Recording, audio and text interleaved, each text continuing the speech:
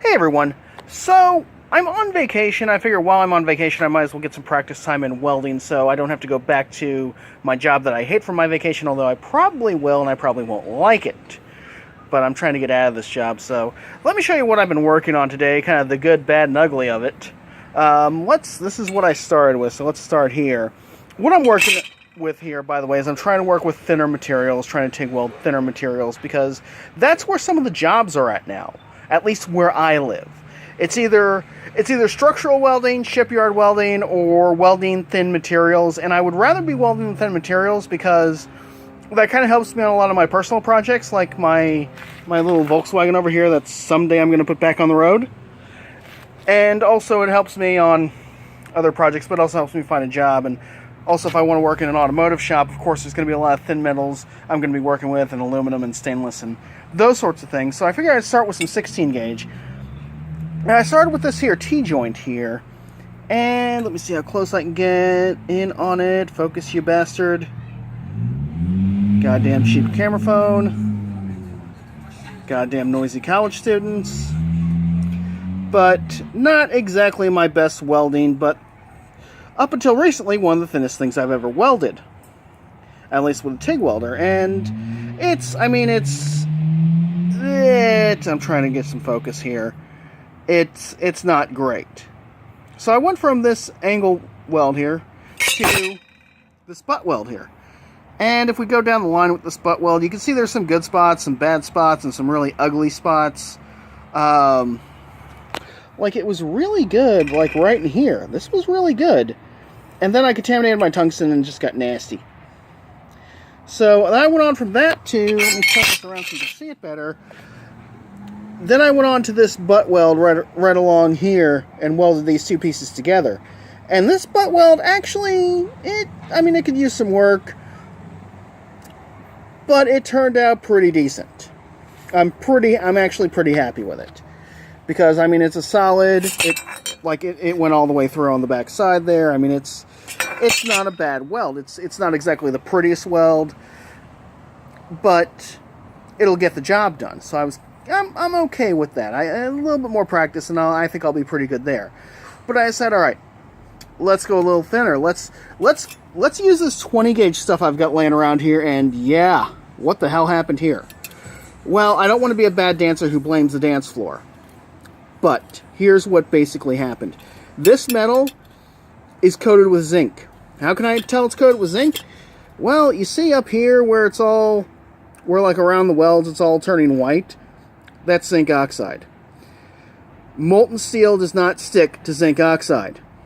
Alright, if you've ever watched Forged in Fire or ever watched any blacksmithing videos where they do the canister welds, they coat the inside of the canister with zinc oxide. And then they forge weld it, right? Well, when they do that, when they make that canister Damascus, they coat the inside of that canister with whiteout because whiteout is zinc oxide. Again, molten steel doesn't stick to zinc oxide. And that's what was causing me problems here. And this, not only did it crud up my metal here, it cruded up my filler rod, it cruded up my tungsten. We're never using this shit here again. Never. Not for a welding project. Oh, fuck that shit. I tried to, if you notice there's grinding marks on it, I did try to grind it and wire brush it off and just couldn't get the zinc coating off of it, so we're not even going to try with this anymore. No. Nay, not going to happen. Then I decided to really go over the top here. Razor blades. Alright? Now, here's the thing. Like, this is like with a lot of my stuff. Sorry about the shaky camera and the screaming child in the background, which is not mine, by the way. Children. No, thank you. But, as you can see here, there are some good spots here. There are some really good welds here, and some shitty spots where I burned through. So, again, a little bit more work I need to do here, but I think I'm progressing. I think I'm getting a little bit better at welding the thin materials. If I ever get one of these done perfect, and I can consistently, repeatedly do it, you'll see a video of that just because this is what all the cool kids like to do, is weld these razor blades together, right? There was kind of a challenge going around on the welding channels about that. Jody did one, 6061 did one, don't know who else did one. Those are the two I watched who did one. But yeah, that's going to be like what I want to work on, is get some more of these razor blades. Those I got to clean up, but get some more razor blades and start welding them together so I can get better at welding thin materials.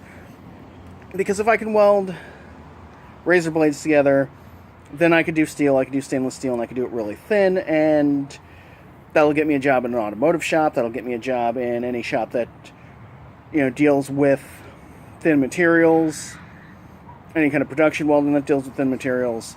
That'll get me taken care of there. You know, that'll hopefully get me a job there. Of course, the biggest problem I'm running into right now with getting a welding job, even getting like a basic MIG welding, production welding job, is I don't have any working experience. I work in a hotel right now, so I don't have any actual working experience. I've never been employed as a welder before. In fact, I just got done talking to a staffing agency, and the client they're working with wants somebody who has welded for a business before, and I'm like, I've never done anything outside of my own, well, I say out of my own garage, but it's really out of the area just outside of my garage. But you know, I do need to get a little more practice and a little more time in this, but I also need to find somebody who will hire me at the experience level I'm at, so I can get more experience, so I can get the job I really want, and that's been difficult. So that's where I'm at here. So I do have some more horseshoe stuff planned. I just got to order some more horseshoes, but I just want to do a quick update video on what I'm working on today and kind of show my progress with 16 gauge, with, I think this is like 22 or 26 gauge, and then finally with razor blades. And honestly, I think my first time trying to weld razor blades together, I think that actually came out pretty good. I just got to get a little bit better at feathering the pedal and keeping that from looking the way it does. But you know, it's not too bad. It's a little more practice, and I think I'll be just fine. And then I can do all the welding I need to do on this bug behind me. I can do all the things I want to do, and I can get a job getting paid to do this sort of thing, which is my ultimate goal here. So thanks for watching, everyone. I'm going to try not to kill my neighbor's children, and yeah, I'll be talking to you later. Love ya. Bye.